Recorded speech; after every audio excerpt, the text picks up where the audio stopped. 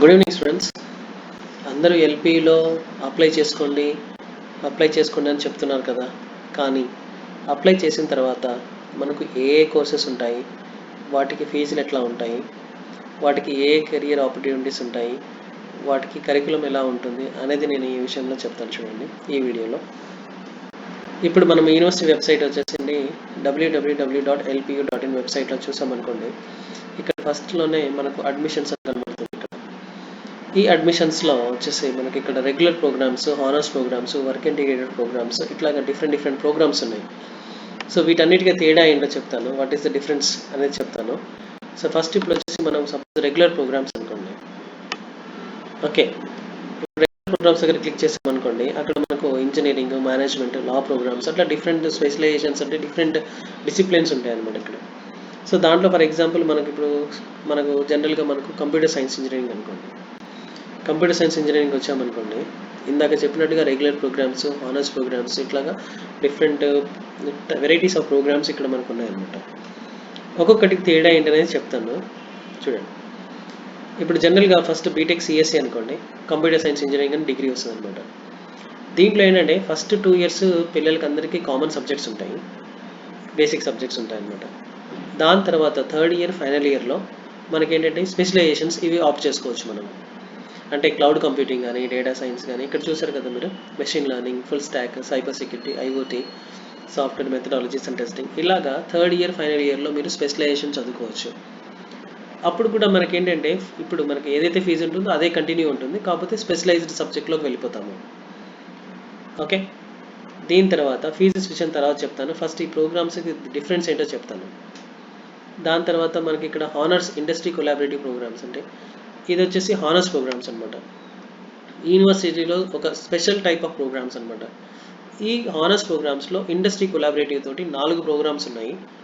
ఒకటి వచ్చేసి ఇక్కడ మీరు చూడండి, BTech honours CSE applied AI in tie up with Kalvium, honours CSE cyber security and blockchain in tie up with CompTIA, honours CSE data science and data engineering in tie up with transfer, and ఇంకోటి వచ్చేసి geeks for geeks తోటి full stack development అనేది మనకు run అవుతుంది. అయితే ఈ honours ప్రోగ్రామ్కి regular ప్రోగ్రామ్కి తేడా ఏంటంటే ఇవేంటంటే ఏమో ఫస్ట్ ఇయర్ నుంచి మనకు స్పెషలైజ్డ్ కోర్సెస్ ఉంటాయి అన్నమాట ఇన్ టైఅప్ విత్ ఇండస్ట్రీ. దీంతో ఇంకొకటి ఏంటంటే మనకు ప్రతి సెమిస్టర్లో సపోజ్ మనకు ఒక 6-7 సబ్జెక్ట్స్ ఉన్నాయనుకోండి, దాంట్లో నుంచి ప్రతి సెమిస్టర్లో 2 సబ్జెక్ట్స్ అనేవి ఓకే ఖచ్చితంగా ఇండస్ట్రీ వాళ్ళు టైఅప్ ఇండస్ట్రీ వాళ్ళతోటే చెప్పించడం జరుగుతుంది అనమాట. అండ్ మోర్ ఓవర్ ఈ పిల్లలకి ఏంటంటే యూనివర్సిటీలో ఉన్నంతసేపు ఫస్ట్ ప్రిఫరెన్స్ ఈ పిల్లలకి ఇస్తారు. దాని తర్వాత మీకు ఇంకా నాకు ఇక్కడ పిల్లలకి ఏంటంటే కొంచెం ఎక్స్ట్రా ఇన్పుట్స్ వస్తున్నాయి కదా, ఈ పిల్లలకి ఏమన్నా మంచి ఐడియా వచ్చి ఏదైనా సాఫ్ట్వేర్ డెవలప్ చేయడానికి కానీ ఏదైనా సంథింగ్ ఏదైనా కొత్తగా స్టార్టప్ కనిపెట్టాలి అనుకుంటే వాళ్ళ యొక్క ఐడియాని బట్టి యూనివర్సిటీని వాళ్ళకి ఫండింగ్ అనేది ఇస్తుందన్నమాట. సో యూనివర్సిటీ వాళ్ళకి స్పాన్సర్ చేస్తున్నట్టుగా. ఓకే, సో అలాగా ఈ హానర్స్ యొక్క ఇండస్ట్రీ కొలాబరేటివ్ ప్రోగ్రామ్స్కి డిఫరెన్సెస్ ఉంటాయి. దీని తర్వాత ఇంకొకటి మనకు వర్క్ ఇంటిగ్రేటెడ్ ప్రోగ్రామ్స్. ఈ వర్క్ ఇంటిగ్రేటెడ్ ప్రోగ్రామ్స్కి చాలా బెనిఫిట్స్ ఉన్నాయి, అది ఏంటనే చెప్తాను చూడండి. ఇప్పుడు చూడండి, బీటెక్ సిఎస్సిలో artificial intelligence and data analytics in tie up with Quantify, BTech CSE AI and data engineering in tie up with Futurense, BTech CSE software product engineering in tie up with Kalvium. దీంట్లో ఏంటంటే మనకు ఇందాక చెప్పిన బీటెక్ సిఎస్సి ప్రోగ్రామ్ కానీ BTech honours programmes కానీ ఏంటంటే మనకు LPU NEST అనేది కంపల్సరీగా క్వాలిఫై అవ్వాలి, and at the same time ఇంటర్మీడియట్లో కూడా 60% అనేది మార్క్స్ ఉండాలి. ఈ వర్క్ ఇంటిగ్రేటెడ్ ప్రోగ్రామ్స్కి ఏంటంటే ఎలిజిబిలిటీ అనమాట, అది 60% ఉంటుంది ఇంటర్మీడియట్లో, అండ్ దాని తర్వాత ఎల్పియు నెస్ట్ క్వాలిఫై అవ్వాలి. And at the same time ఈ కంపెనీస్ ఇప్పుడు కల్వియం కానీ ఫ్యూచరెన్స్ కానీ క్వాంటిఫై వాళ్ళు ఏం చేస్తారంటే ఇంటర్వ్యూ కండక్ట్ చేస్తారనమాట. అంటే అడ్మిషన్ టైంలోనే వాళ్ళ యొక్క ఇంటర్వ్యూని కూడా మనం క్వాలిఫై అవ్వడం చాలా ఇంపార్టెంట్ అనమాట. ఆ ఇంటర్వ్యూ క్వాలిఫై అవుతేనే దీంట్లో సీట్ ఇస్తారు. దాని తర్వాత ఫస్ట్ ఇయర్ మొత్తం వీళ్ళకి సబ్జెక్ట్ ట్రైనింగ్ ఉంటుంది. సెకండ్ ఇయర్ నుంచి వీళ్ళకి ఏంటంటే వాళ్ళతోటి వర్క్ చేయించుకొని వీళ్ళకి స్టైఫండ్ కూడా పే చేస్తారనమాట. ఓకే, అది వచ్చేసి మనకు 15,000 నుంచి 40,000 వరకు వేరియేషన్ ఉంటుంది. మీరు first second year, third year, final year అలాగా కంపెనీలు కూడా మీరు చేంజ్ అవ్వచ్చు అనమాట.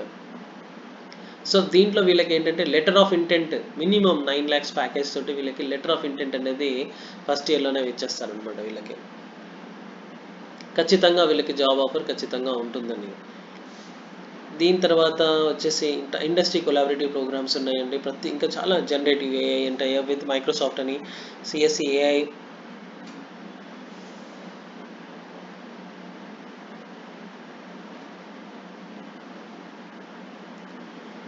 IoT AI analytics in tie up with Intel, ఇట్లాగా cloud computing with Google cloud, ఇట్లా డిఫరెంట్ ప్రోగ్రామ్స్ ఉన్నాయి చూసారా. ఇలాగా ఈ ప్రోగ్రామ్స్ అన్నిట్లో కూడా పిల్లలకి ఇండస్ట్రీ వాళ్ళతోటి చెప్పించడం జరుగుతుంది. నెక్స్ట్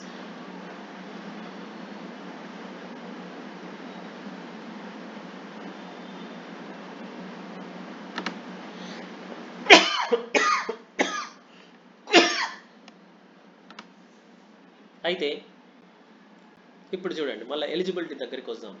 ఈ బీటెక్ సిఎస్సి అనుకోండి, నేను చెప్పాను కదా మీకు ఫీజు ఎంత అవుతుంది, వాళ్ళకి స్కాలర్షిప్స్ ఎట్లా ఉంటాయి, ఓకే, వాళ్ళ కరిక్యులంలో ఏమేమి ఉంటాయి అనేది కూడా చెప్తాను నేను మీకు. ఇప్పుడు బీటెక్ సిఎస్సి అనుకోండి, దీనికి ఫస్ట్ మనకు కావాల్సింది వచ్చేసి 60% aggregate marks in 10+2 with English, maths and English compulsory సబ్జెక్ట్గా కన్సిడర్ చేసుకుంటాం. ఎల్పీఎస్ కంపల్సరీగా క్వాలిఫై అవ్వాలి, ఓకేనండి. దాని తర్వాత ఇప్పుడు డైరెక్ట్గా మీకు ఒక కరికులం చూడాలి అనుకుంటే ఇక్కడ కరికులంకి వచ్చేసేయండి డైరెక్ట్గా. వాళ్ళకి మైనర్స్ ఉంటాయి. ఇప్పుడు ఏంటంటే సెకండ్ ఇయర్ తర్వాత వీళ్ళకి సిఎస్సి సబ్జెక్ట్ ఇంట్రెస్ట్ కాకుండా వేరే ఏమన్నా ఎలక్ట్రానిక్స్ కానీ, మెకానికల్ ఇంజనీరింగ్ కానీ అలాంటి ఏమన్నా నాకు ఇంట్రెస్ట్ ఉన్నాయి సార్ అనుకుంటే కూడా వాళ్ళు ఇంజనీరింగ్ మైనర్ కూడా సెలెక్ట్ చేసుకోవచ్చు. ఇలాగా cloud computing, full stack, IoT ఇలాగ చేసుకోవచ్చు. లేదనుకుంటే డిపార్ట్మెంట్ ఎలెక్టివ్స్ ఉంటాయి, లాంగ్వేజ్ ఎలెక్టివ్స్ ఉంటాయి, అలాగే pathway, open minor, it depends. పాత్వేలో ఏంటంటే డిఫరెంట్, వాళ్ళకి ఏంటంటే కార్పొరేట్ జాబ్ కోసం చూస్తున్నారా, గవర్నమెంట్ జాబ్స్ కోసం చూస్తున్నారా, లేదనుకుంటే హైయర్ స్టడీస్ కోసం చూసుకుంటున్నారా అనే దాని ప్రకారంగా వీళ్ళు సబ్జెక్ట్స్ సెలెక్ట్ చేసుకొని అలా చదువుకొని అలా ప్రిపేర్ కావచ్చు అనమాట. ఒక చిన్న ఎగ్జాంపుల్గా మీకు కరికులం చూడండి. ఫస్ట్ ఇయర్లోకి వచ్చేసరికి వీళ్ళకి బేసిక్ ఎలక్ట్రికల్ ఎలక్ట్రానిక్స్ ఉంటుంది, దానికి ల్యాబ్ ఉంటుంది, దానికి సంబంధించిన ల్యాబ్ అనమాట. అది engineering, mathematics, physics, internet programming lab. ఏంటంటే ఫస్ట్ ఇయర్ నుంచి వీళ్ళకి ప్రోగ్రామింగ్ అనేది స్టార్ట్ అవుతాయి అనమాట. Orientation to computing, soft skills. ప్రతి ఒక్క స్టూడెంట్ మన ఎల్పి యూనివర్సిటీల్లో ప్రతి ఒక్క స్టూడెంట్ ఈ సాఫ్ట్ స్కిల్స్ అనేది కోర్స్ అటెండ్ కావాల్సిందే. ఎందుకంటే ఇది ఒక పర్సనాలిటీ డెవలప్మెంట్ క్లాసెస్ టైప్ అనమాట వాళ్ళకు. ఈ పర్సనాలిటీ డెవలప్మెంట్ క్లాసెస్లో ఏంటంటే యాక్టివిటీస్ ఉంటాయి అనమాట. ఇంగ్లీష్లో మాట్లాడడం కానీ, వీళ్ళకి గ్రూప్ డిస్కషన్స్ కానీ, మాక్ ఇంటర్వ్యూస్ కానీ, stage presentations, news paper reading, అట్లాగా ప్రతి ఒక్క స్టూడెంట్కి ఒక యాక్టివిటీ అసైన్ చేసేసి వాళ్ళకి దాంట్లో వాళ్ళని యాక్టివ్ పార్టిసిపేట్గా చేసి వాళ్ళకి ఏంటంటే కమ్యూనికేషన్ క్లాసెస్ ఉంటుంది అనమాట. అది ఏంటంటే ఫైనల్ ఇయర్లో మనకి ఏంటంటే ప్లేస్మెంట్కి సంబంధించినప్పుడు మనం ఎదుటోళ్ళతోటి అంటే కంపెనీ వాళ్ళతోటి మనం మాట్లాడేటప్పుడు భయపడకుండా మాట్లాడాలి అనే ఉద్దేశంతో. ఎందుకంటే కంపెనీ వాళ్ళు చూసేది కాన్ఫిడెన్స్ లెవెల్స్ అండ్ కమ్యూనికేషన్ స్కిల్సే కదా. సో అలాగా పిల్లలకి ప్రిపేర్ అవ్వాలి అనే ఉద్దేశంతోనే వాళ్ళకి ఏంటంటే ఈ సాఫ్ట్ స్కిల్స్ అనే క్లాసెస్ ఫస్ట్ ఇయర్ నుంచే ఉంటుంది అనమాట మన దాంట్లో. ఒక చిన్న ఎగ్జాంపుల్ కోసం చెప్తాను చూడండి. ఫీజు విషయానికి వచ్చాను అనుకోండి, వీళ్ళకి ఏంటంటే మన యూనివర్సిటీలో సెమిస్టర్కి వచ్చేసి 1,60,000 ఉంటుంది సెమిస్టర్కి. అయితే మన యూనివర్సిటీ వాళ్ళు ఏం చేస్తున్నారంటే స్కాలర్షిప్స్, ఇప్పుడు ఎన్ఈఎస్టీ నెస్ట్ అనే ఎగ్జామ్ ఉంటుంది కదా, national entrance and scholarship test. Entrance మన ఎగ్జామ్ క్వాలిఫై అవుతేనే ఎంట్రన్స్ ఉంటుంది మన యూనివర్సిటీలో. నేషనల్ అంటే ఆల్ ఓవర్ ఇండియాలో జరుగుతుంది. స్కాలర్షిప్ అంటే మన యొక్క మెరిట్ని బట్టి 10th మార్క్స్ కానీ, ఇంటర్ మార్క్స్ కానీ, మన యొక్క మన ఎల్పి ఎగ్జామ్లో వచ్చిన మార్క్స్ని బట్టి కానీ మనకి ఏంటంటే ఫీజులు అనేది తగ్గిస్తామన్నమాట. అదే ఇప్పుడు చూడండి, ఇప్పుడు నాకు స్టూడెంట్కి 80 to 89.9% వచ్చింది అనుకోండి ఇన్ 10th or 12th, లేదంటే మా యొక్క ఎగ్జామ్లో టెంటేటివ్గా మనకి ఏంటంటే 140 మార్క్స్ అలా వస్తే క్వాలిఫై అయిపోతాము. క్వాలిఫై అయిపోయిన తర్వాత మనకి ఏంటంటే 140 నుంచి 200 లోపల మార్కులు వచ్చాయనుకోండి, వీళ్ళకి 30% స్కాలర్షిప్ ఇస్తారనమాట. అంటే 1,60,000 అన్నాను కదా, ఆ 1,60,000లో 30% స్కాలర్షిప్ అంటే 48,000 స్కాలర్షిప్ వస్తుంది. వీళ్ళు పే చేయాల్సింది వచ్చేసి 1,12,000 ఉంటుంది.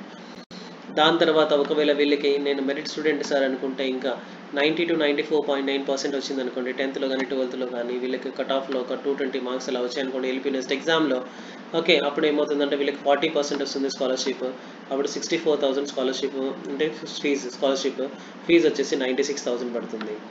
అలాగనే ఇంకా మంచి మార్క్స్ వచ్చాయనుకోండి ఎల్పీ నెక్స్ట్లో 304 పైన ఇంకా వేరియేషన్ 10, 20, 25 మార్క్స్ వేరియేషన్లో ఉంటుంది. అలా కాకుండా ఇంటర్మీడియట్లో 95 to 97.9 వచ్చింది అనుకోండి, వాళ్ళకి అట్లాగా 10th కానీ 12th కానీ ఏది బెస్ట్ ఉంటుందో అది కన్సిడర్ చేస్తామన్నమాట. సో అప్పుడు ఇలాగా వస్తే 50% ఉంటుంది. అప్పుడు 80,000 పర్ సెమిస్టర్ ఫీజు కడతారనమాట. అండ్ మోర్ ఓవర్ ఇంకా నేను టాపర్ని సార్ అనుకుంటే 98% పైన వచ్చింది అనుకోండి 10th కానీ 12th కానీ, ఓకే. వీళ్ళకి ఏంటంటే మన ఎగ్జామ్‌లో 360కి మార్క్స్ పైన వచ్చాయనుకోండి, అప్పుడు మనకేంటంటే కేటగిరీ ఏ అని చెప్పేసి 60% స్కాలర్‌షిప్ ఇస్తారు. అప్పుడు 96,000 అవుతుంది స్కాలర్‌షిప్ అమౌంట్. 64,000 పే చేస్తే సరిపోతుంది. ఎల్‌పీయూలో ఇంకొక బెస్ట్ పార్ట్ ఏంటంటే అమ్మ మీకు ఒక్కసారి మనకు ఫీజు ఏదైతే ఉంటుందో అదే ఫీజు 4 ఇయర్స్ 8 సెమిస్టర్స్ ఉంటుంది. అంటే మీరు ఇక్కడ మెరిట్ వచ్చారని చెప్పేసి మీరు ఇక్కడ మార్కులు తగ్గించారు, సరే ఫీజులు తగ్గించి అక్కడికి యూనివర్సిటీకి వెళ్ళిన తర్వాత మీరు చదవట్లేదో 50% 60% తెచ్చుకున్నా కానీ మనకు ఫీజు విషయంలో మాత్రం ఎటువంటి చేంజెస్ చెయ్యరు. ఇది ఒక బెస్ట్ పార్ట్ అనుకోవచ్చు ఎల్పీయూది. అంటే మీకు మార్క్స్ రావట్లేదు, ఎందుకు రావట్లేదు అని చెప్పేసి ఎక్స్ట్రా క్లాసెస్ పెట్టి మీకు క్లాసులు మీకు పర్సంటేజ్ ఇంప్రూవ్ చేయడానికే చూస్తారు తప్ప ఫీజు విషయంలో మాత్రం ఎటువంటి చేంజెస్ ఉండవు. దాని తర్వాత ఇదంతా సెమిస్టర్ ఫీజు, అంటే ఇయర్కి 2 టైమ్స్ ఉంటుంది అనమాట ఇదంతా. నెక్స్ట్ ఇంకొకటి ఏంటంటే సెమిస్టర్కి ఎగ్జామ్స్ పెడతాం కదా, ఎగ్జామినేషన్ ఫీజు వచ్చేసి 5,000 పర్ సెమిస్టర్ ఉంటుంది, అంటే ఇయర్కి 10,000. ఇంకొకటి ఏంటంటే నేను చెప్పాను చూసారా, ఫస్ట్ ఇయర్ నుంచి ప్లేస్మెంట్ క్లాసెస్ ఉంటాయని, ఆ క్లాసెస్లో కొన్నిసార్లు యూనిఫామ్ వేసుకొని రమ్మంటారనమాట. ఆ యూనిఫామ్ వచ్చేసి 4 ఇయర్స్కి కలిపి ఒకటేసారి ఫీజు పే చేస్తాం, అది వచ్చేసి 4,000 ఉంటుంది యూనిఫామ్ ఫీజు. అది వచ్చేసి మనకు అకాడమిక్ ఫీజు. ఇప్పుడు ఏంటంటే రెసిడెన్షియల్ ఫీజు. ఈ రెసిడెన్షియల్ ఫీజెస్లో రెసిడెన్షియల్ సర్వీసెస్ ప్లాన్ ఇక్కడనే డీటెయిల్గా మీరు లింక్ క్లిక్ చేస్తే సరిపోతుంది, కానీ మీకు ఒక రఫ్ ఐడియా కోసం చెప్తున్నాను. రెసిడెన్షియల్ సర్వీసెస్ ఎట్లా ఉంటాయంటే మనకు సింగిల్ సీటర్ కాడ నుంచి 10 మెంబర్స్ వరకు ఉండే రూమ్స్ కూడా ఉంటాయి అనమాట మన యూనివర్సిటీలో. దీంట్లో కూడా ఏంటంటే ఏసీనా నాన్ ఏసీ అని డిఫరెంట్ కేటగిరీస్ ఉంటాయి. రైట్, ఎంతమంది ఎక్కువ చూస్ చేసుకున్నాం అనుకోండి, దాంట్లో ఏమవుతుంది మనకు బడ్జెట్ తక్కువ అవుతుంది. లేదు సార్ నాకు కంఫర్ట్గా ఉండాలి, ఏసీ ఉండాలి అట్లా అనుకుంటే కొంచెం బడ్జెట్ ఎక్కువ అవుతుంది అనమాట. అంటే మనకు 60,000 నుంచి రూములు స్టార్ట్ అవుతాయి, అది 1,50,000 వరకు కూడా అవుతుంది అనమాట రూమ్లో. అలాగనే మెస్లో కూడా ఏంటంటే 2 టైమ్స్ 3 టైమ్స్ 4 టైమ్స్ అట్లా మీల్ ప్లాన్ మనం సెలెక్ట్ చేసుకోవచ్చు. అది కూడా 30,000 నుంచి స్టార్ట్ అవుతుంది అనమాట. ఇంకా స్పోర్ట్స్ కానీ జిమ్ కానీ స్విమ్మింగ్ ఛార్జెస్ ఇట్లా కూడా ఉంటుంది అనమాట. సో అలాగేంటంటే ఇయర్ ప్యాకేజింగ్ ఉంటుంది, అది మీరు అక్కడ క్లిక్ చేసినట్టుకుంటే దాని ఫీజెస్ అనేది తెలుస్తుంది అనమాట. ఓకే. సో మనకి ఇంకో బెనిఫిట్స్ ఏంటంటే మన యూనివర్సిటీ వాళ్ళు ఏం చేస్తున్నారు అంటే 6X సమ్మాన్ అంటే ఏంటంటే ఎవరికన్నా ఇప్పుడు స్టూడెంట్స్ యొక్క పేరెంట్స్ టీచర్స్ ఉన్నారనుకోండి, గవర్నమెంట్ స్కూల్ టీచర్ అయినా ప్రైవేట్ అయినా కానీ, చిన్న ఎల్కేజీ స్కూల్ టీచర్ అయినా కానీ పిహెచ్డి ప్రొఫెసర్ అయినా కానీ, టీచర్స్ ఉన్నారనుకోండి ఎక్స్ట్రా 20% వరకు స్కాలర్షిప్ ఇస్తారనమాట. అంటే ఏంటంటే నాకు ఇప్పుడు సరే ఫర్ ఎగ్జాంపుల్ 60% వచ్చింది అనుకోండి నాకు స్కాలర్షిప్. 60% అంటే ఇప్పుడు 60% నాకు ఫీజు 64,000 అవుతుంది కదా, ఈ 64,000లో 20% అంటే 12,800 ఇంకా తగ్గిస్తారనమాట. అది 6X అమ్మని అంటే మన పేరెంట్స్ టీచర్లు అయి ఉంటాయి, గవర్నమెంట్ అయినా ప్రైవేట్ అయినా. దాని తర్వాత ఇంకొకటి వచ్చేసి 6X అమ్మన్ రక్షక్ సమ్మాన్ అనమాట, అంటే డిఫెన్స్లో అంటే ఆర్మీ ఇట్లా నావీ సిఆర్పిఎఫ్ ఇట్లా ఉంటారు కదా, వీళ్ళకి కూడా 20% ఎక్స్ట్రా ఇస్తారనమాట. ఓకే, అలాగా. సో ఇంకెందుకు ఆలస్యం, ఇంకా డైరెక్ట్గా ఇక్కడ అప్లై నా దగ్గర క్లిక్ చేశారనుకోండి, డైరెక్ట్గా ఎల్పీ నెక్స్ట్ అప్లై చేసుకోవాలో వచ్చేస్తుంది. Right, stay tune for more updates. Thank you.